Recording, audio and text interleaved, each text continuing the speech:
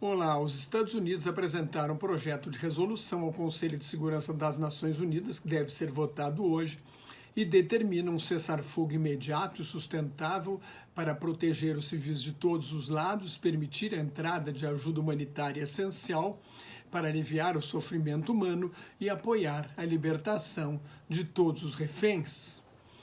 Os Estados Unidos já vetaram 3 resoluções anteriores, então uma mudança na posição dos Estados Unidos que deixa o apoio incondicional a Israel, pelo menos ao governo Benjamin Netanyahu, mas ao mesmo tempo, porque faz muito tempo que o governo Biden pressiona o primeiro-ministro de Israel, Benjamin Netanyahu, a proteger a população civil, permitir a entrada de mais ajuda humanitária e aceitar uma trégua de 1 mês e meio para que possa haver a troca de reféns israelenses por prisioneiros palestinos. Vamos ver se a Rússia não veta. Se a Rússia vetar, só para contrariar os Estados Unidos, ficará com o ônus. A Força Aérea dos Estados Unidos jogou mais 50.600 refeições no norte da faixa de Gaza.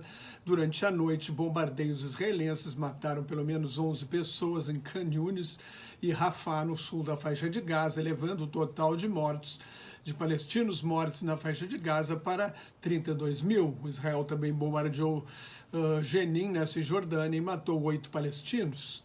As negociações para a trégua foram retomadas em Doha, no Catar, onde vivem os líderes políticos do Hamas. O secretário de Estado norte-americano, Antony Blinken, que está na sua 5ª viagem ao Oriente Médio desde o início da guerra, pressiona o Catar a ameaçar de expulsão os dirigentes do Hamas se o grupo terrorista não concordar em libertar os reféns.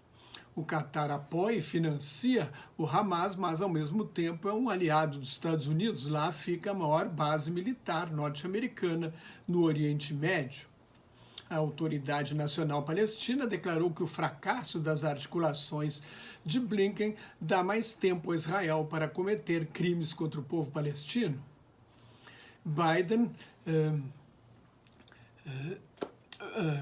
Blinken vai se reunir hoje com o Gabinete de Guerra de Israel. Biden está sob pressão de cerca de 100 empresários judeus norte-americanos que financiam o Partido Democrata e estão preocupados com o isolamento internacional de Israel e a onda de antissemitismo causada pela tragédia dos civis palestinos em Gaza. O discurso de 14 de março, do líder democrata no Senado, o senador George Schumer, a mais alta autoridade judia dos Estados Unidos, pedindo a queda de Netanyahu e um novo governo em Israel, também reflete essas preocupações. O primeiro-ministro respondeu que Israel não é uma república de bananas e que quem escolhe o seu governo é o eleitorado de Israel. No momento, as pesquisas indicam que 70% dos israelenses querem eleições antecipadas e que apenas 15% apoiam Netanyahu. Para dar o troco ao governo Biden, Netanyahu articula com a maioria republicana na Câmara dos Representantes para fazer um pronunciamento no Congresso dos Estados Unidos, como fez em 2015, para criticar o acordo negociado pelo governo Barack Obama, o acordo nuclear negociado com o Irã. E também Netanyahu também ameaça invadir a cidade de Rafah, onde há mais de 1 milhão de refugiados palestinos, e Biden alertou que invadir Rafah por terra é uma linha vermelha.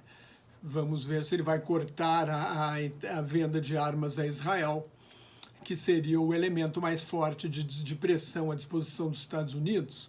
O ministro da Defesa de Israel, Yoav Gallant, vai a Washington na próxima semana com uma lista de compras. A milícia Houthi Ansar Allah, partidários de Deus, a milícia do Iêmen, apoiada pelo Irã, voltou a atacar no mar Mediterrâneo e fez um acordo para não atacar navios chineses nem russos. A capa da revista inglesa The Economist desta semana traz a principal revista de informação de notícias do mundo, revista semanal, traz na capa uma bandeira de Israel balançando ao vento num mastro vergado em meio a um deserto e diz que Israel está, e a manchete é Israel isolada, cita que o Hamas, Israel pode deixar os últimos guerrilheiros do Hamas fugirem e tem que voltar à mesa de negociações para criar um Estado palestino para recuperar a imagem internacional. Se as negociações para uma trégua fracassarem, há o risco de que Israel fique atolado numa guerra longa, a pior guerra desde a Guerra de Independência, que durou de maio de 1948 a março de 1949. Israel teria uma ocupação sem fim de 5 milhões de palestinos, contando Cisjordânia e faixa de Gaza. Desde que consolidou a independência, Israel não enfrentou nenhuma crise como essa. The Economist reconhece que Israel tinha o direito de ir à guerra depois do ataque terrorista de 7 de outubro, quando pelo menos 1.139 israelenses foram mortos, israelenses e estrangeiros, e 257 sequestrados. Foi o pior ataque a judeus desde o Holocausto cometido pelos nazistas durante a Segunda Guerra Mundial. A revista estima que Israel tenha conseguido eliminar a metade das forças do Hamas, mas entende que a missão fracassou em vários aspectos.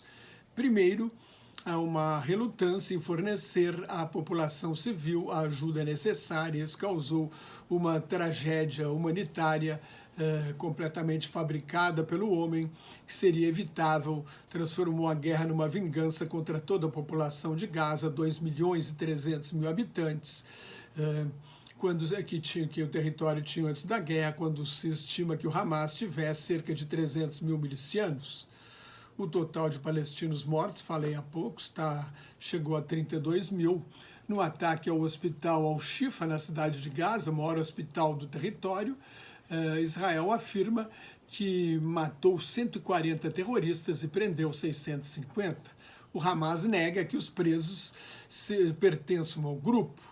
Em segundo lugar, acrescenta The Economist, o governo de extrema-direita de Israel, o mais extremista da história de Israel, quer manter o controle de segurança sobre Gaza, não aceita que o território seja governado pela Autoridade Nacional Palestina como uma força internacional de paz.